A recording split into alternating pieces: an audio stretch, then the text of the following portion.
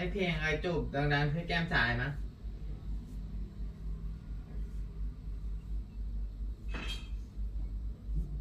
ให้ติ๊กต็อกมันรู้ไงว่าเราเล่นไอ้ที่เราเปิดไว้ เหรออ้าวมีอย่างงี้ได้เหรอเขาบอกเหรอ ไม่งั้นเราโพสต์คลิปถ้าเราออกจากแพลตฟอร์มแล้วมันไม่เปิดภาพมองเห็นเราก็เปิดทิ้งพอดคลิปแปลว่าก็ยังเล่นอยู่นะเหมือนเมื่อก่อนเชทำ YouTube ก็ปล่อยไว้เลยนะเล่นคลิปตัวเองอ่ะอยากได้ 4,000 ชั่วโมงไงเมื่อก่อนแล้วเราก็มาหาแม่จะเปิดคอมทิ้งไว้ที่บ้านนะถ้ามันเล่นถามอย่างนั้นแหละกลับมาหน้าจอมันดับไปแล้วแต่ก็เล่นอยู่แต่สุดท้ายเราเล่นเองก็ไม่ไหว 4,000 ชั่วโมงต้องให้คนอื่นมาเล่นเหมือนสมมติเราอุดหนุนตัวเองเพื่อให้มีรายได้ก็ไม่ไหวสมมติถ้าไม่มีรายได้จากช่องอื่นอ่ะอุดหนุนตัวเองให้มีคอมมิชชั่นมาใช้จ่ายก็ไม่ไหวเราต้องให้คนอื่นสั่งต้องให้คนอื่นสั่งก็เหมือนคนในครอบครัวหรือเพื่อนหรือญาติเงี้ยแต่เขาช่วยสั่งเขาก็อาจจะสั่งซื้อชิ้น2 ชิ้นช่วยแต่ว่าถ้าเราจะรวยได้ไม่ใช่จากตัวเราเองหรือว่าญาติพี่น้องของคนในครอบครัวต้องจับคนแปลกหน้า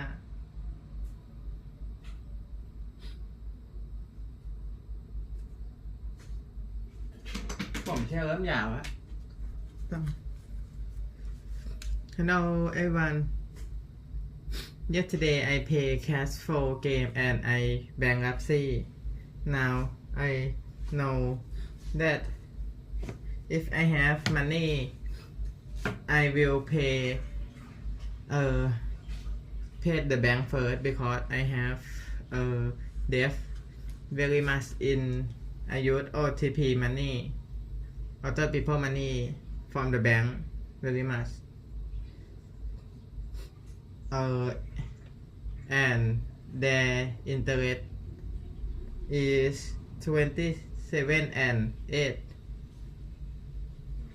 Hello one people nice to meet you yeah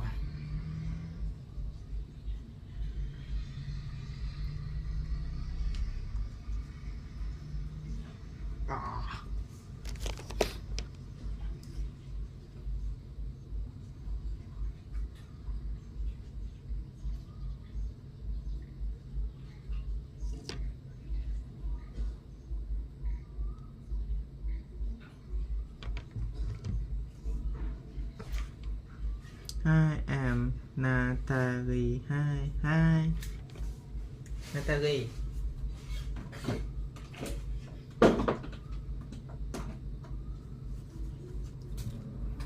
Hello, Natalie. Ivan.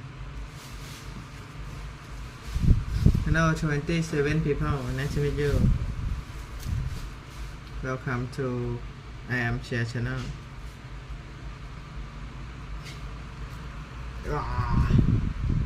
Where are you doing? What are you doing? I'm going to eat my breakfast. I'm here at Thailand. And now, hi. Okay.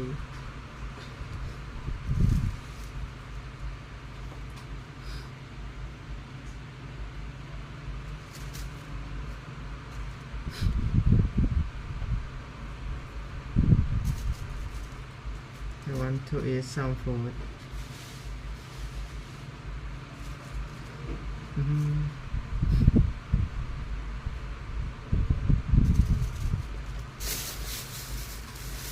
I bought this, my library and library.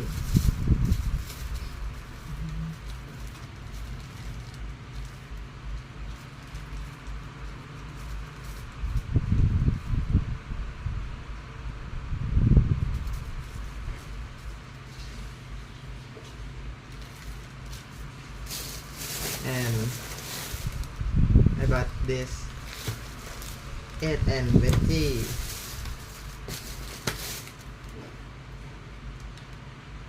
salad chicken and chicken basil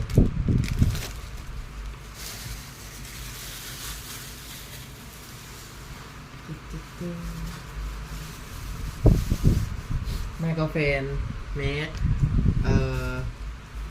clean veggie for me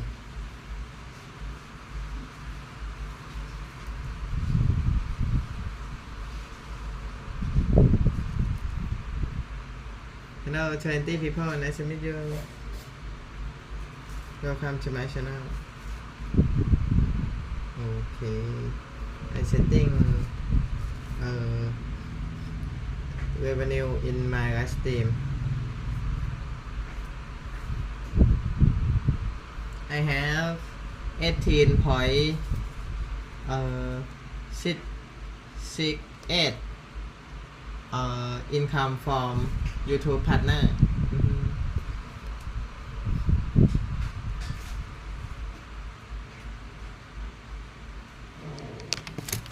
Okay, let's eat it.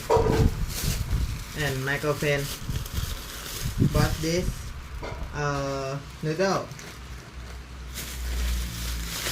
Bought noodle.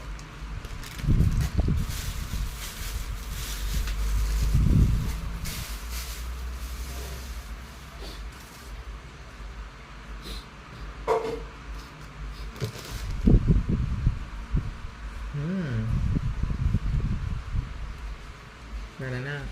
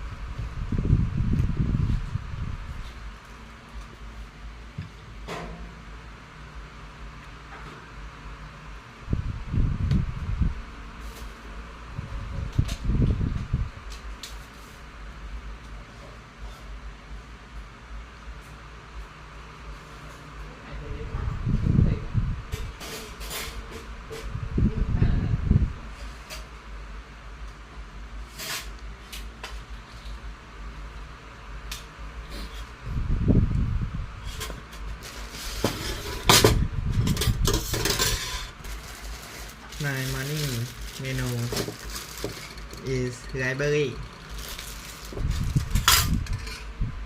It's black light. It's black color, right?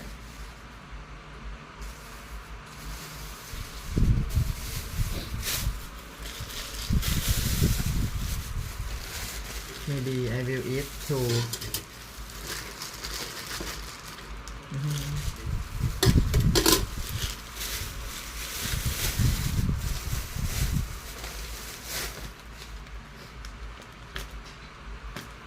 Hello for people. Nice to meet you.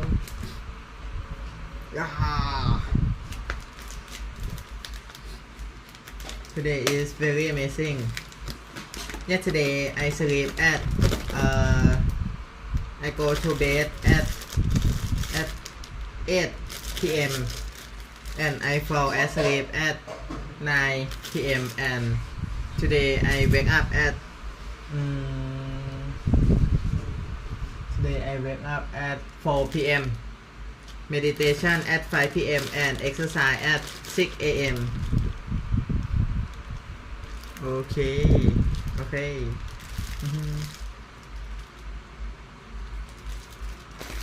Hello, Ivan, Natalie. Where are you come from?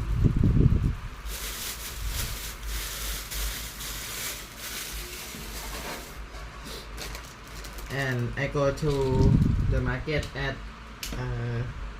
7:30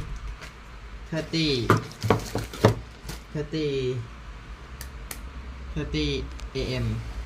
This is my girlfriend and I love she very much. She cooking for me. America อเมริกัน อเมริกัน โอเค nice to meet you ย่า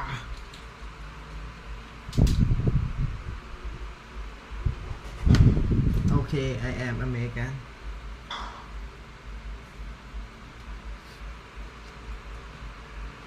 I love American maybe in the future I will go to America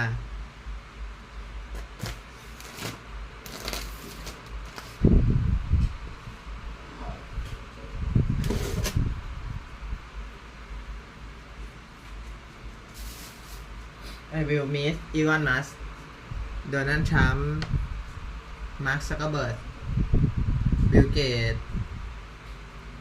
Robert Kiyosaki อือหือ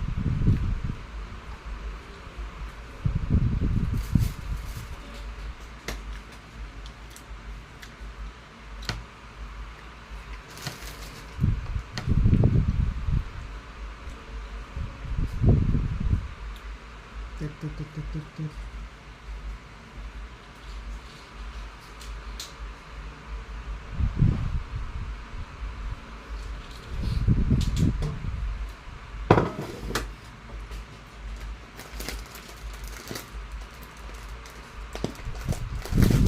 เอ่อ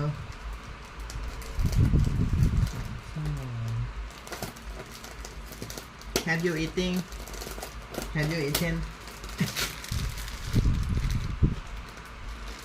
Oh, maybe you will go to sleep. I am sorry. I have to leave. Okay, okay. Bye bye. See you next time.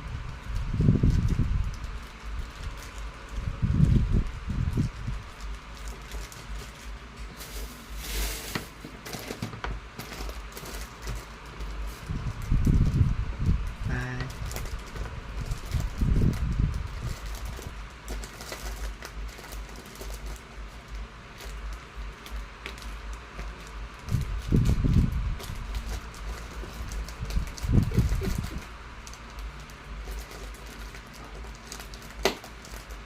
Let me just open this packaging.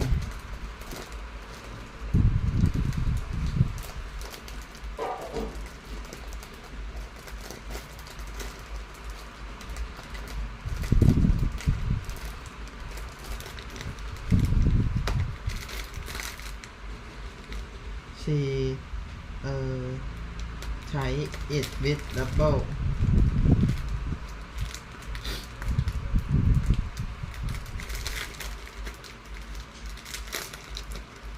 People, nice to meet you. Wow, something. Thank you very much.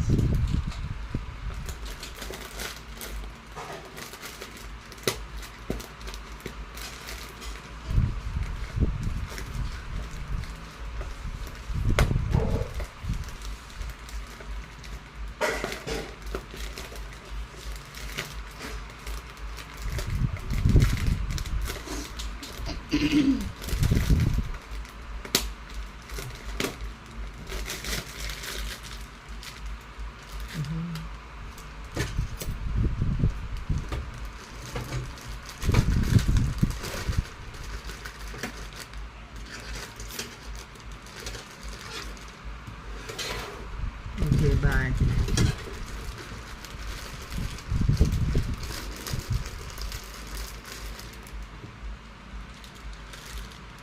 What time is it now? Maybe 6 8 p.m. isn't it? ตั้งที่นั่ง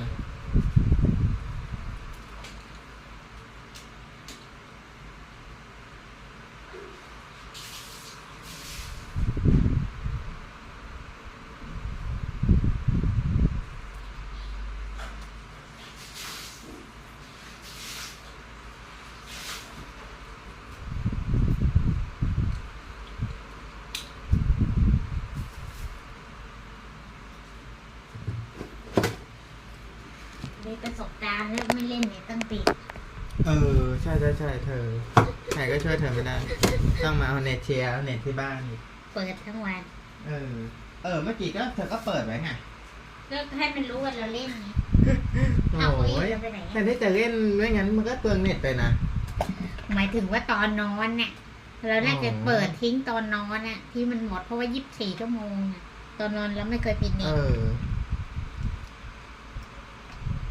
ดูครับ นี่เอาเปลือกถ้วยมาใส่เครื่องปรุงเราหมดแล้ว อ้าวจริงเหรอ อ้าวนี่ต้องใส่นี้ อ้าวตัวเองใส่ อ้าว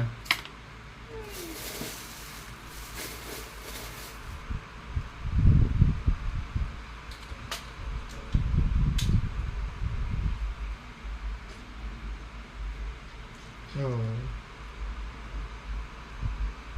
This is apple cider vinegar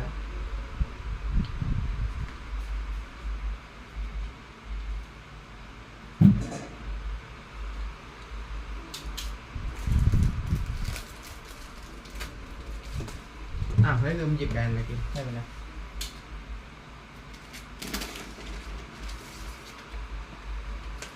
ฟิงเกอร์รู้ I am bad how are you อ้าว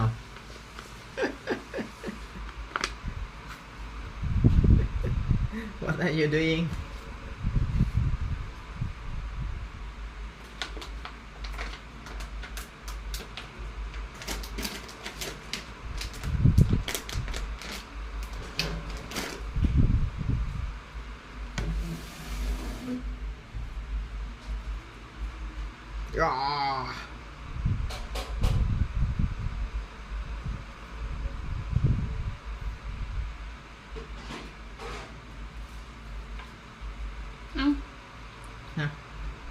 โอ้ของเขา เป็นสีม่วง โอ้ทำไมมันเป็นสีนี้นะ พวกผักมันม่วงไง งามมาก เหมือนดอกอัญชัน This is my girlfriend Sorry I do now have to leave อะไร เขาบอกว่าฉันต้องไปก่อนแล้วเขาก็บอกว่าฉันมาแล้ว อ้าว เขาก็บอกว่าฉันไปแล้วอันนี้ก็บอกว่าฉันไปไง ฉันจะไปนอนนี่เหรอ เปล่า leave แปลว่าไปก็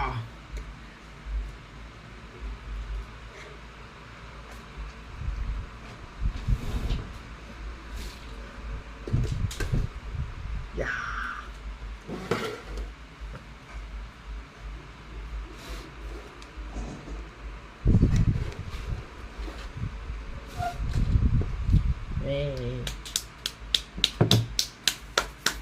ไมโครโฟนทำ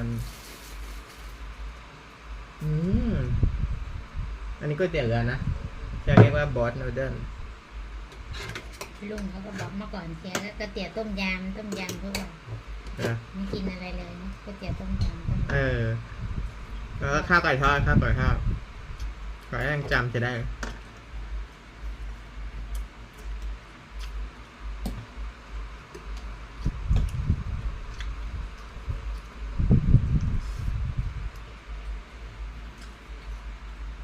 เป็นอย่างอื่นไม่เป็น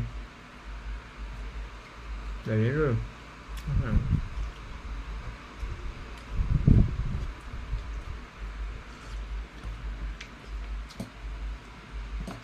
ชอบเส้นอย่างนี้อ่ะ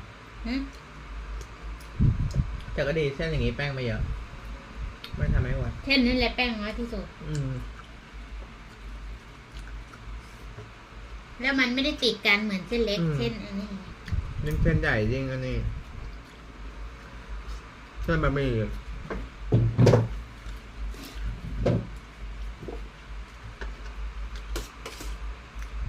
กินปวดฉี่ดูเหมือนไม่เผ็ดต้องหาพริกมาใส่ละ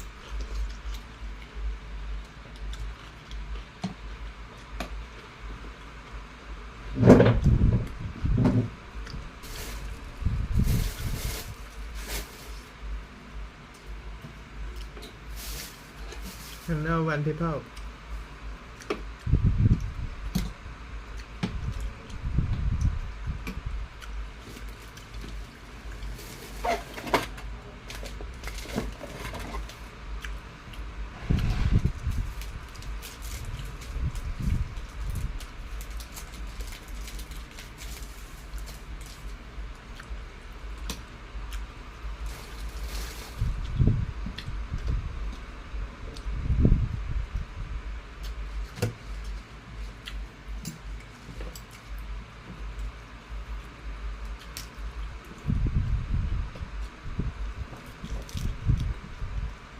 คือหักแล้ว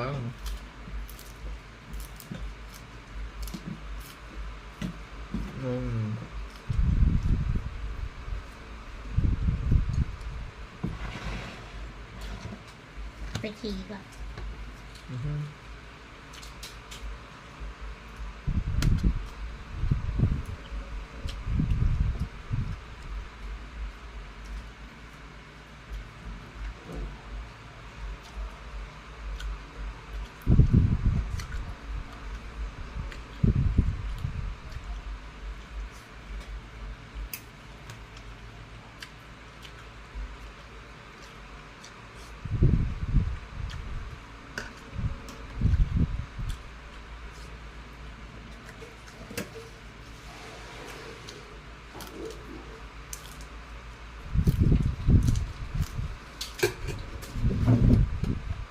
มันเหมือนเยอะแต่หมูปิ้งไม้หนึ่งก็10 บาท 12 บาทแล้วเนาะ อะไรนะ หมายถึงถ้าเทียบกับผักอ่ะเอามาซื้อผักยังเหรอ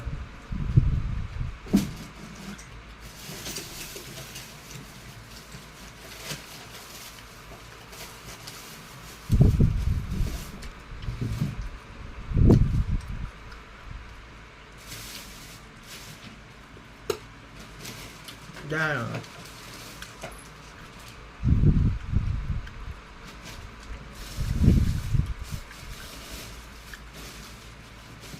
How are you?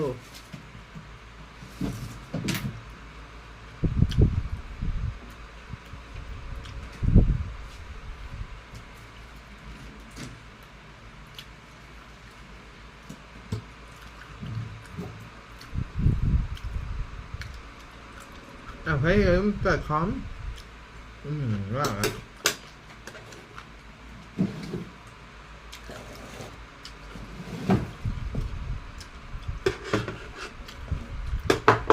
ว่าแล้วหรือไม่ไปว่าทำไมเจียวกินข้าวก็หันไปดูไอ้สดเหมือนเมื่อก่อน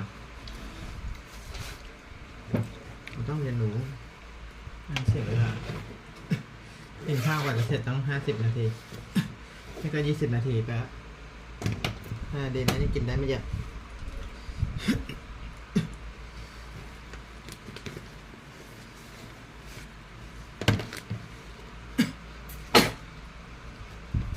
เสียบไปในกล่อง เมื่อวานตอนเย็นฉันก็เสร็จอันนี้กันถ้าตอนเช้าพอ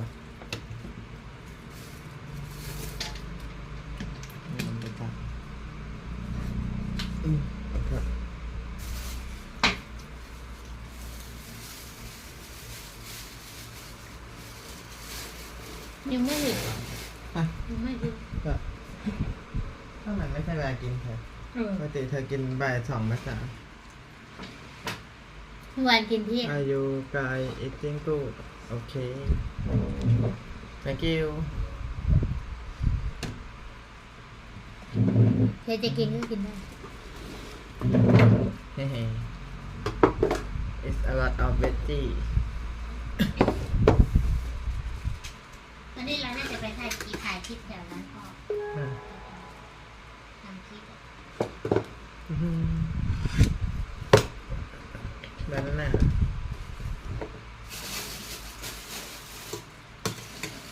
My name is Chia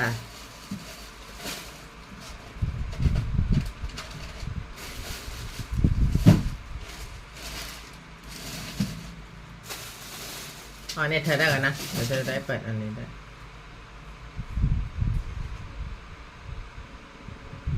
ถ้าเป็นไปได้ที่เอาเน็ตไปคืนที่เดิมหน่อยได้ปะ ได้ โอเคเพราะเชดต้องการกล้องวงจรปิดมากกว่าเน็ตตอนนี้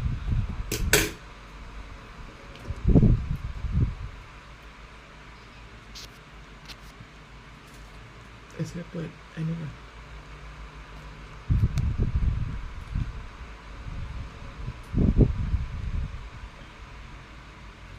I will learn something that improve myself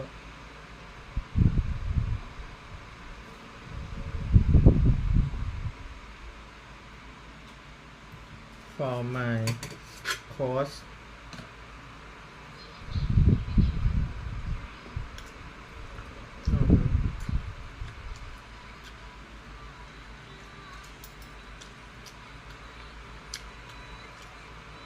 cauliflower and shiitake mushroom 8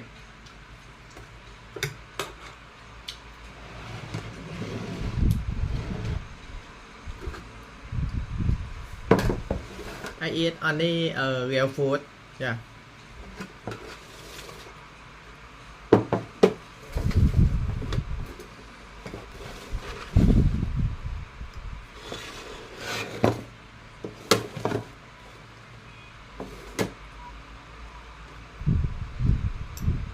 I don't eat processed food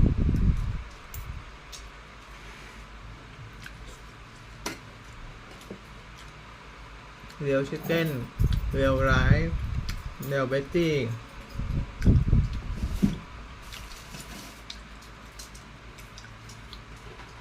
ham processed food yeah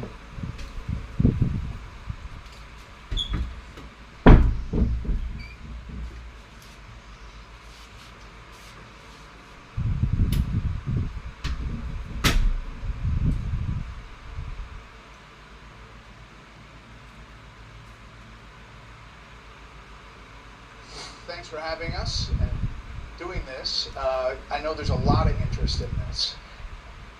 First let me start with you, Elon. What are the budgetary savings goals, and how much do you think you've achieved so far? Our goal is to reduce the deficit by $1 trillion. From a nominal deficit of $2 trillion to try to cut the deficit in half to มีฟิสิต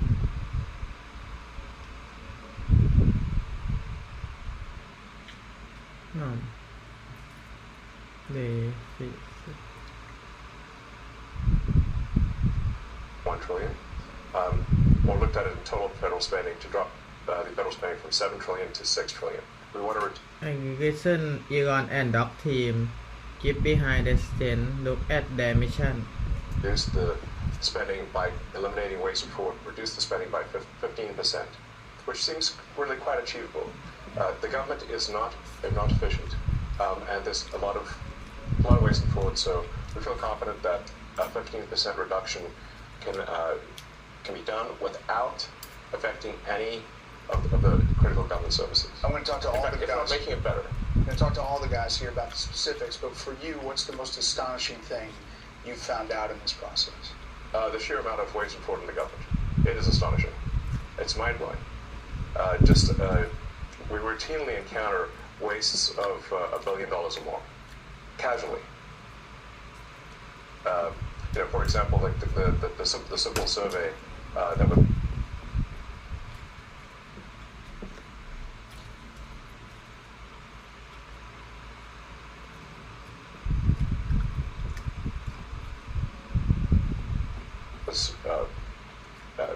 was literally 10-question survey that you could do with SurveyMonkey, cost you about $10,000. The government was being charged almost $1 billion for that. For just the survey? $1 billion for a simple online survey. Do you like the national park? And then there appeared to be no feedback loop for what will be done with that survey. So the survey would just go to nothing. It was like, good thing. You technically are a special government employee, and you're supposed to be 130 days. Are you going to continue past that, or do you think that's what you're going to do? Or? Well, I think we will have accomplished most of the work required to reduce the deficit by $1 trillion within that time frame. So in that time frame, 130 Yes. days. And the process is a report at some point at 100 days? Or? Not really a report. We are cutting the waste and fraud in real time. So every day that passes, our goal is to reduce the waste and fraud by $4 billion.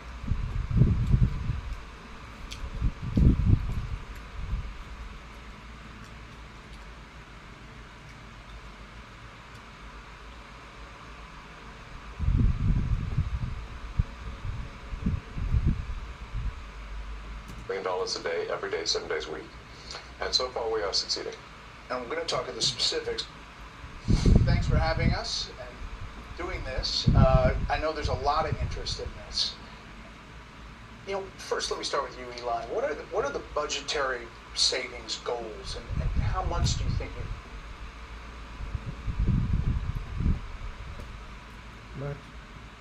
budgetary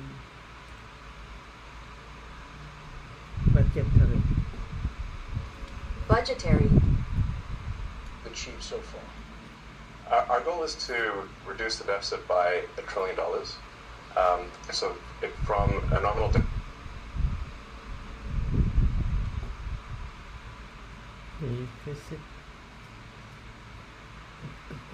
deficit of $2 trillion to try to cut the deficit in half to $1 trillion.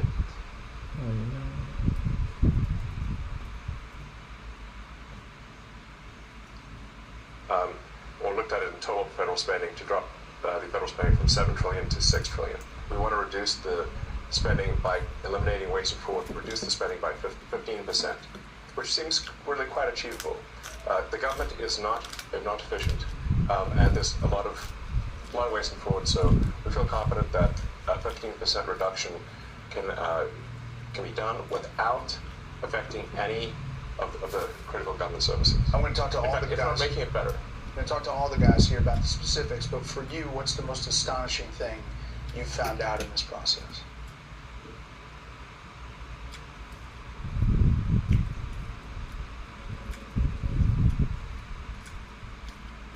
The sheer amount of waste and fraud in the government. It is astonishing. It's mind-blowing. We routinely encounter wastes of $1 billion or more, casually.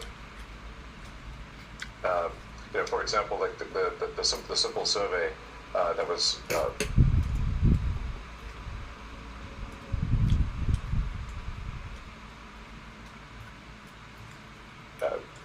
literally 10-question survey that you could do it with SurveyMonkey, cost you about $10,000. The government was being charged almost $1 billion for that. For just the survey? $1 billion for a simple online survey. Do you like the national park? And then there appeared to be no feedback loop for what will be done with that survey. So the survey would just go to nothing. It was like a thing. You technically are a special government employee, and you're supposed to be 130 days. Are you going to continue past that, or do you think that's what you're going to do? Or? Well, I think we will have accomplished most of the work required to reduce the deficit by $1 trillion within that time frame. So in that time frame, 130 Yes. days. And the process is a report at some point, at 100 days? Or? Not really a report. We are cutting the waste and fraud in real time. So every day that passes, our goal is to reduce the waste and fraud by $4 billion a day, every day, 7 days a week. And so far, we are succeeding. And I'm going to talk to the specifics, but there obviously are Doge critics who are reading all kinds of stuff. Obviously, lawmakers.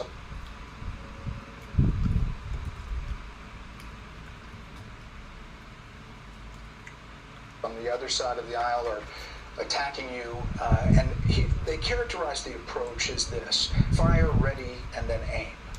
And how do you approach that? How do you respond to that? Well, I do agree that we actually want to be careful in the cuts, so we want to measure twice, if not thrice, and cut once. Actually, that is our approach. They may characterize it as shooting from the hip, but it is anything but that. Which is not to say that we don't make mistakes. If we were to approach this with the standard of making no mistakes at all, that would be like saying someone in baseball's got to bat 1,000. That's impossible. So when we do make mistakes, we correct them quickly, and we move on. Some people say this shouldn't take a rocket scientist. Steve Davis, you are a rocket scientist. You used to be. Yeah, and now essentially you're the chief operating officer of Doge. Day-to-day operations. Fair to say? Yeah, part of the Doge team. So how did you end up here? What's the biggest challenge you see?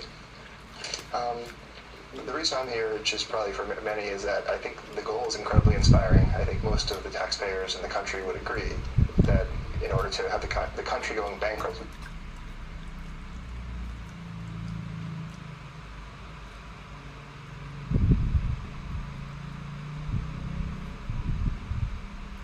would be a very bad thing, and therefore the country going not bankrupt is a good thing. That all of us are willing to kind of put our lives on hold in order to do. I think the thing that's special right now is we actually believe there's a chance to succeed. That there's an administration that's supportive and a great cabinet and just a great group that will actually make success a possible outcome.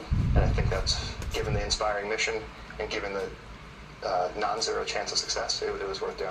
Yeah, I'd just like to sort of re-emphasize that point. The success of Doge is only possible with President Trump and with the outstanding cabinet that he selected. It would be impossible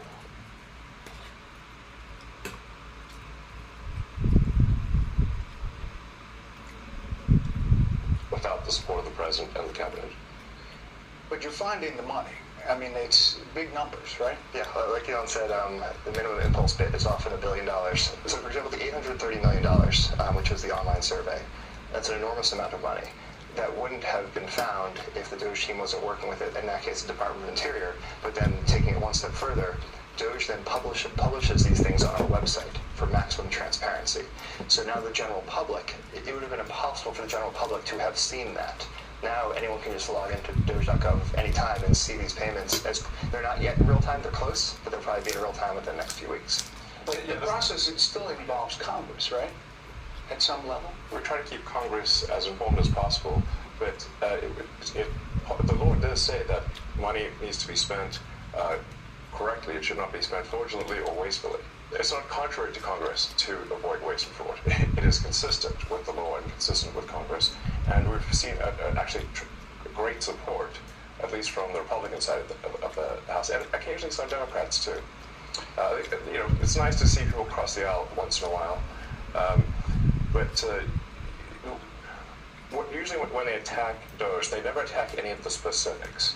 So they'll say what we're doing is somehow unconstitutional or illegal or whatever. We're like, well, which line of the cost savings do you disagree with? And they can't point to any. And we list them all on Doge.gov and the Doge handle on X. And you'll see just outrageous things, one outrageous thing after another. Joe Gabbia, besides Elon, you're one of several billionaires here, co-founder of Airbnb, and you wanted to help out. I bumped into Anthony and Elon probably back in February, and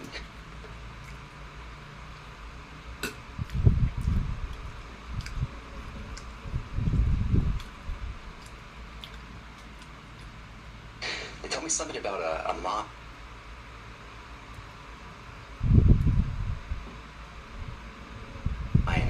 It was dealt with retirement, and they said that he needs somebody to help out to fix retirement in the government.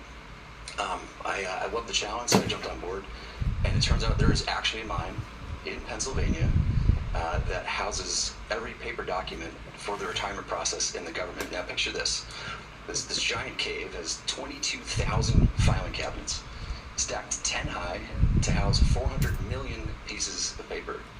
It's a process that started in the 1950s and largely hasn't changed in the last 70 years. And so as you dug into it, we found retirement cases that had so much paper, they had to fit it on a shipping pallet. So the process takes many months, and we're going to make it just many days. Will it be digitized, or how? Yeah, absolutely. So this will be an online digital process that will take just a few days at most. And I really think, it's an injustice to civil servants who are subjected to these processes that are older than the age of half the people watching your show tonight. So we really believe that the government can have an Apple Store-like experience, beautifully designed, great user experience, modern systems. Because right now it's by hand. Yes, but the retirement process is all by paper, literally with people carrying paper in manila envelopes into this gigantic mine. So they can't retire more than a certain number every month. Yes. About 8,000 a month. That's how we did. The reason we discovered it was we were saying, like, well, let's encourage voluntary retirement. That's well, the most they could do is 8,000 a month, and even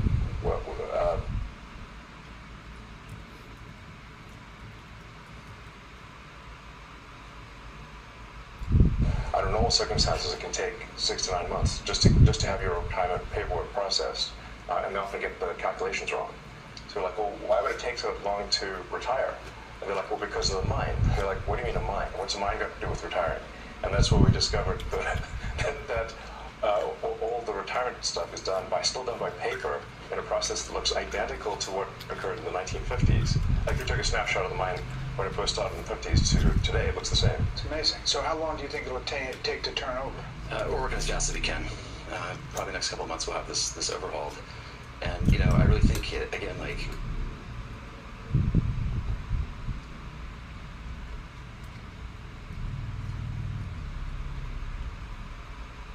are we subjecting our federal workers to processes that they actually have to go through a training just to retire from the government? There's a whole training program that people have to go through in order to retire. I think we can do better for them. Aram Mogadassi, Doge engineer. You go into these places, one of the more than a dozen engineers, first people to go into the agencies and view the computer data sets. Tell me what you're finding, and for people who don't understand how that process works, explain it for them. Yeah, I'll say the first thing that got me really excited about Doge was learning basically the state of government computers. By some estimates, government IT costs about $100 billion, and it's funding systems that are over 50 years old, in the case of something like Social Security or the IRS. So really critical systems are old, they cost a lot of money to maintain, and they can be, the efforts to improve them are often very delayed. So I thought I'm a software engineer that maybe can make a difference here, and that's really what inspired me at a high level. There's a lot of history about Social Security and a lot of words about it here's what Democrats have been saying about it. It's absurd that Elon Musk is trying to eliminate billions of dollars from Social Security. Elon Musk and President Trump have set their sights on cutting Social Security. Their goal is clear. Destroy Social Security from within.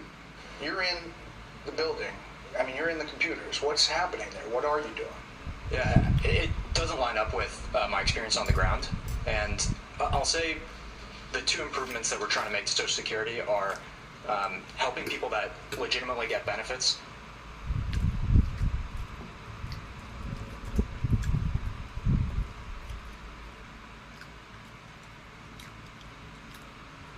Protecting them from fraud that they experience every day on a routine basis. And also make the experience better. And I'll give you one example is at Social Security, one of the first things we learned is that they get phone calls every day of people trying to change direct deposit information. So when you want to change your bank account, you can call Social Security. We learned 40% of the phone calls that they get are from fraudsters. 40%? That's right. Almost half.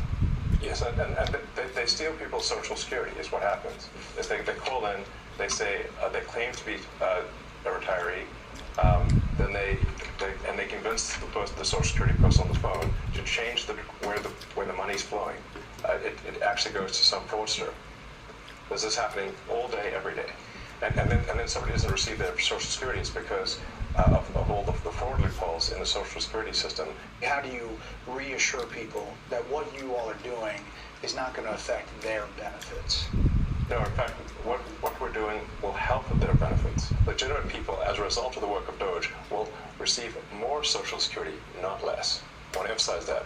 As a result of the work of Doge, legitimate recipients of Social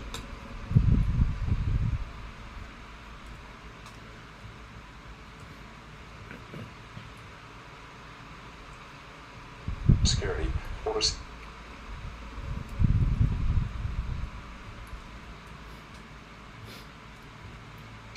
more money, not less money.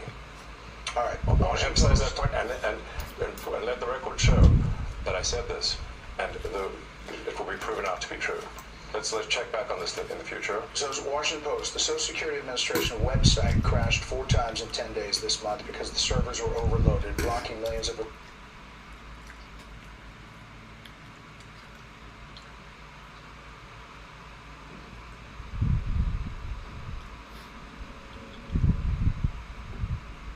retirees and disabled veterans from logging into their online accounts. Freaked people out. Is that going to change? Yes, we're going to make sure that the website stays online. Yeah. I mean, but is it a result of going in there or something you're doing? No. The amount of issues that would be cut in the Social Security system are enormous. As an example, there are over 15 million people that are over the age of 120 that are marked as alive in the Social Security system. And that's an accurate figure. Yeah, correct. 15 million. Correct. This has been something that's been identified as a problem. Again, pre-existing problems since 2008 at least, from an IG report. So there were some great people working at the Social Security Administration that found this 2008, and nothing was done. And so 15 to 20 million Social Security numbers that were clearly fraudulent were floating around that can be used only for bad intentions. There'd be no way to use those for good intentions. And so one of the things the Doge team is doing is carefully and very methodically looking at those and making sure that any fraudulent ones are eliminated. Brad Smith, working at HHS, and obviously another element is Medicare and Medicaid, NIH. What are you finding? Yeah. Well, I'd say there's a couple things we're really committed to in our work at HHS. Number one, making sure we continue to have the best biomedical research in the world. And number two, making sure, which President Trump has said,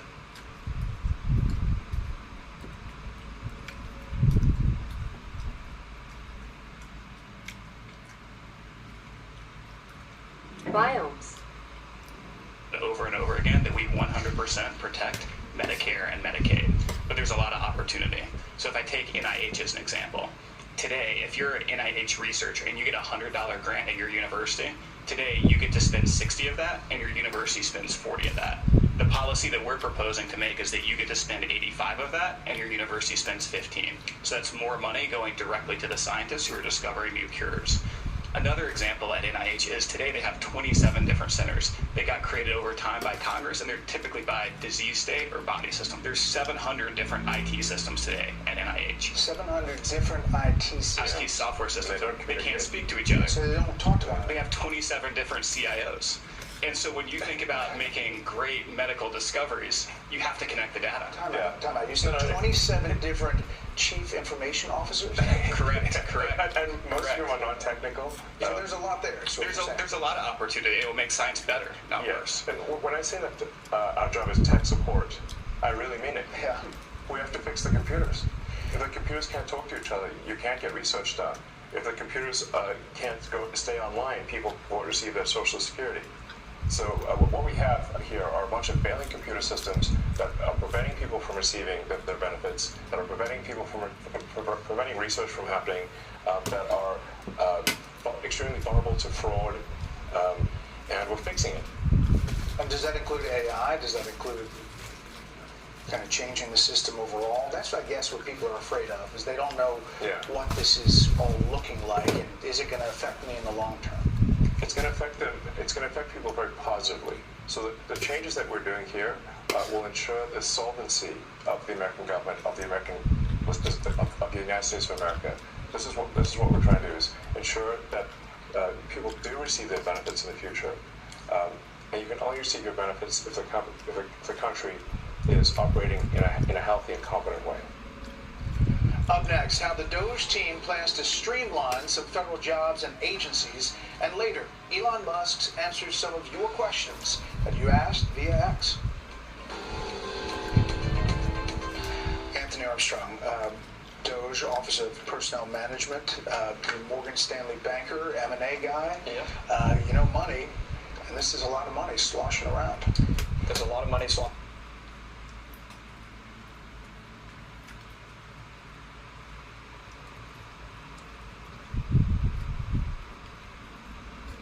around.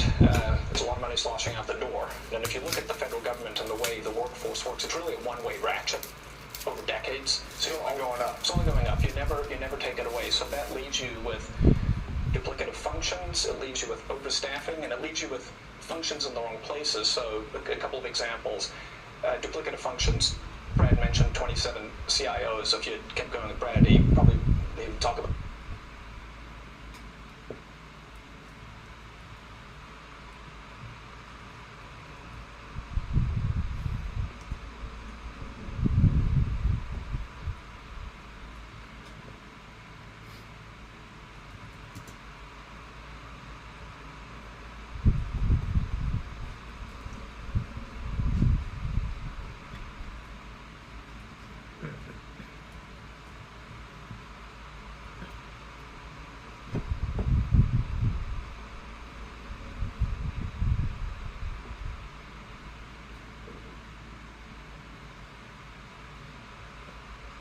About the communications office, they've got 40 the state communications offices in HHS, right? Yeah.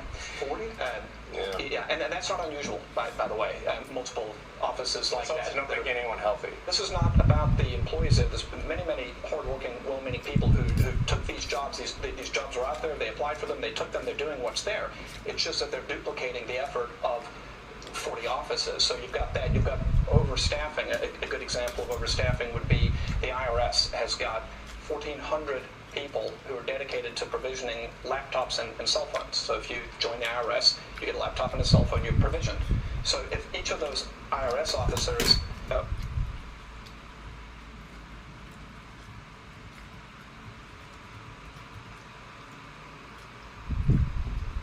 or employees provisioned 2 employees per day, you could provision the entire IRS in a little more than a month. So 12 times a year, you can re-provision. Why would you have 1,400 people whose only job it is to give out a laptop and a phone? Right. The whole IRS could be handled once a month. So that doesn't make any sense. And President Trump's been very clear: it's scalpel, not hatchet, and that's the way it's getting done. And then once those decisions are made, there's a very heavy focus on being generous, being caring, being compassionate, and treating everyone with dignity and respect. And if you look at how people have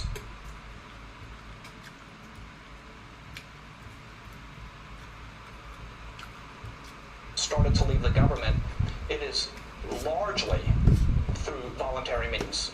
There's a voluntary early retirement, there's voluntary separation payments. We put in place deferred resignation that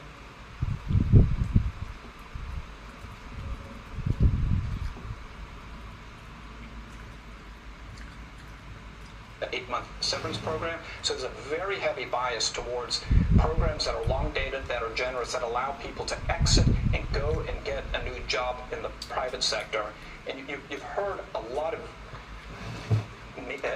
news about risks, about people getting fired. At this moment in time, less than 0.15, not 1.5, less than 0.15 of the federal workforce has actually been given a RIF notice.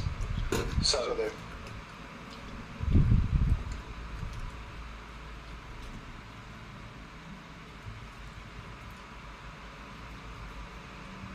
selected if they're it is basically almost no one's gotten fired. That's what we're saying. Tom Craft, working at Treasury, you are having access to the payment system, oversees all the outgoing payments.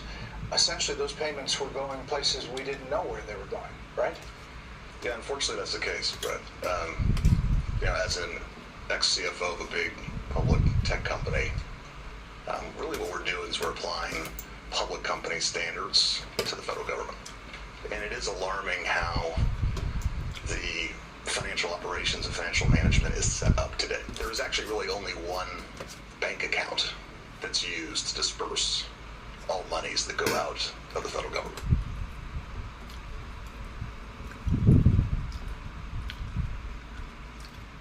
Time out. One bank account. It's a big one. It's a big one. It's a big one. It's a big one. A couple weeks ago, it had $800 billion in it, but it's the Treasury General account. So when you hear, some of my colleagues here, what they're talking about in terms of the fraud, you have to ask, well, why is this allowed to happen at a financial level? Well, it's actually quite simple but alarming. The Treasury, up until now, and thanks to President Trump, we're fixing this. In fact, there's an executive order that he just signed the other day, which is protecting America's bank account, because it really is the taxpayer's money. One, we're changing the culture. The culture is not a lot of caring and not a lot of commitment to doing what's right relative to financial operations. There's $500 million of fraud every year. There'sแล้วใช้เน็ตอันไหนอ่ะ เน็ตตัวเองนี่เน็ตชอบค้า $1 in improper payments, and we can't pass it on. The consolidated financial report is produced by Treasury, and we cannot pass it on. We have material.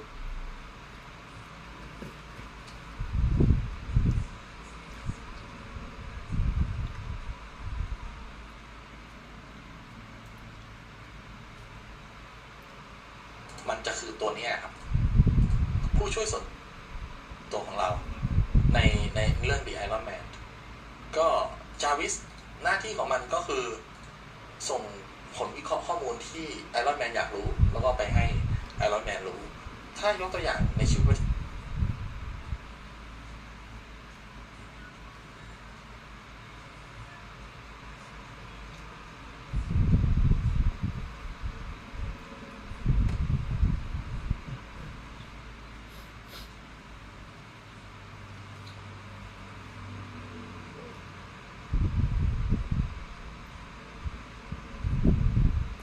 I have prepared a new presentation. A few years ago, I created one called the 21 Rules of Bitcoin. This one's the 21 Truths of Bitcoin. And preparing for this, I asked myself, what is true today in the year 2025? And perhaps what are the truths that the mainstream world, the mainstream media, traditional investors, politicians, people that are just getting familiar with Bitcoin, with digital assets, what is it they don't know that seems very, very clear to me that I want to share? And so I've gathered my favorite 21 truths of Bitcoin today, and I'm going to start with the first. Bitcoin's an ideology. Freedom.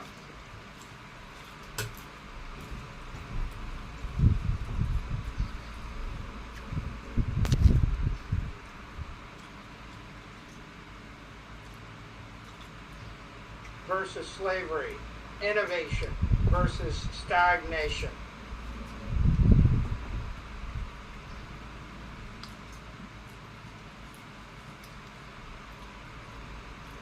Freedom versus slavery, innovation versus stagnation.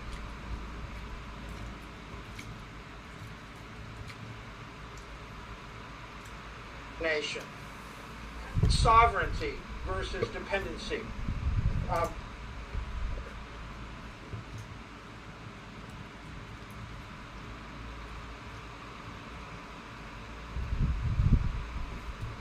Nation. Sovereignty.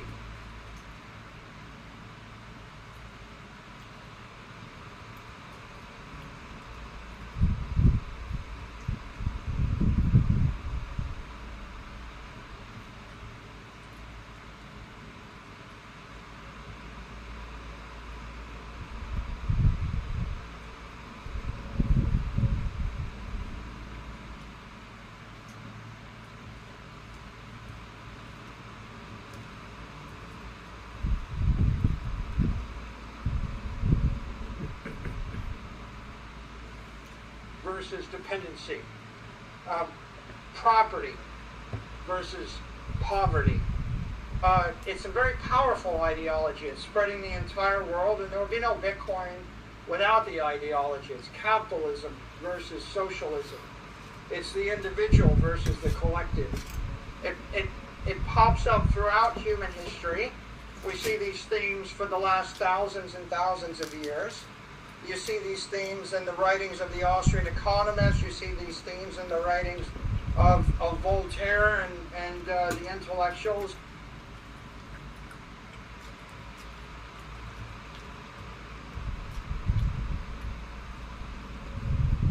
Of the 19th, the 18th, the 17th century. You even see these themes in the Constitution of the United States.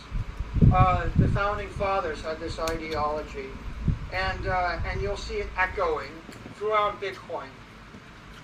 The second truth of Bitcoin is protocol.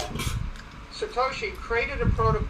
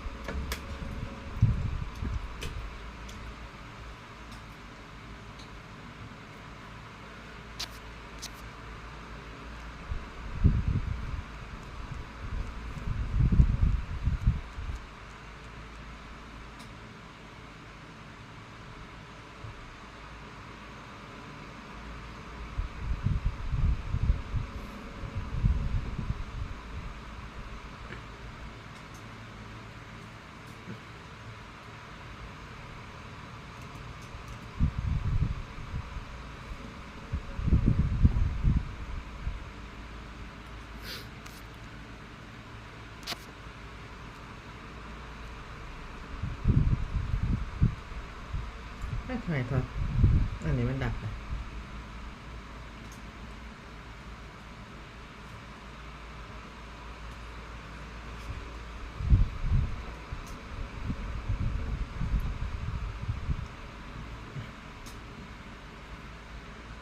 In the last 18 months, I've grown my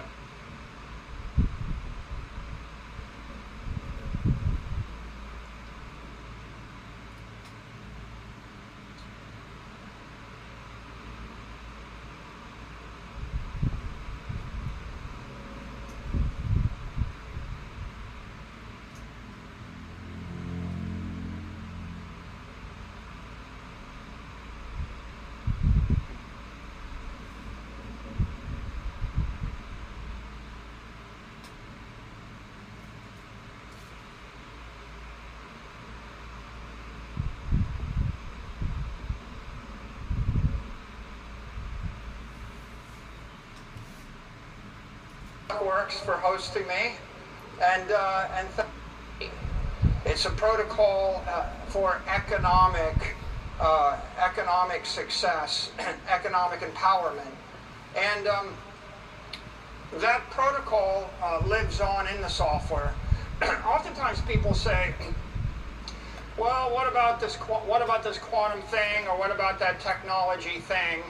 And the point that I make to them is that English language is a protocol. If you have to upgrade the software, you'll probably upgrade the software, keep the language.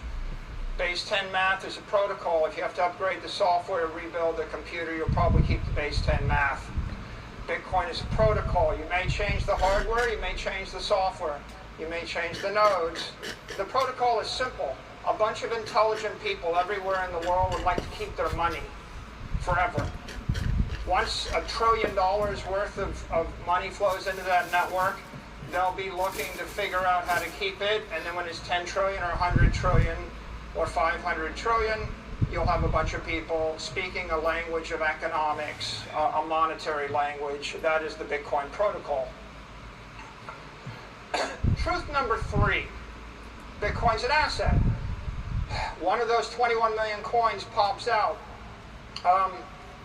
A lot of people just focus on the asset. They forget the ideology. They don't really notice the protocol. They think, do I have a Bitcoin or not?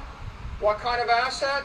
It's the apex asset. It's better than cheese. It's better than palladium. It's better than gold. It's better than silver or copper or land or goats or cattle or lumber or pieces of paper that we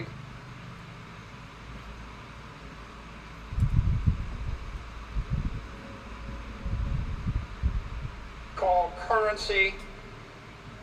Bitcoin is the asset, right? It is the asset based upon the ideology and the protocol that results in the greatest monetary premium in the world. Truth number 4, it's not just an asset. Bitcoin's a network. Bitcoin is not just a network, it's the network. It's the most powerful computer network in the world. It's a global network. Without the network, you can't have the asset. The asset is stored in the network. The network is a manifestation of the protocol. The network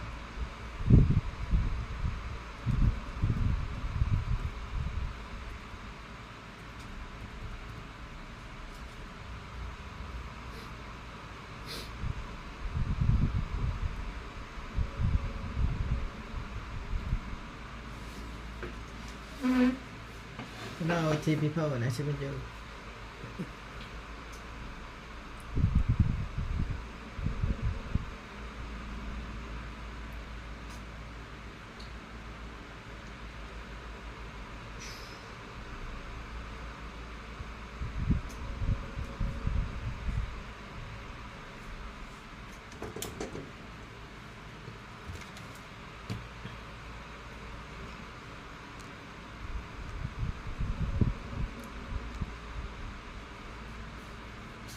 Thì nó chụp bằng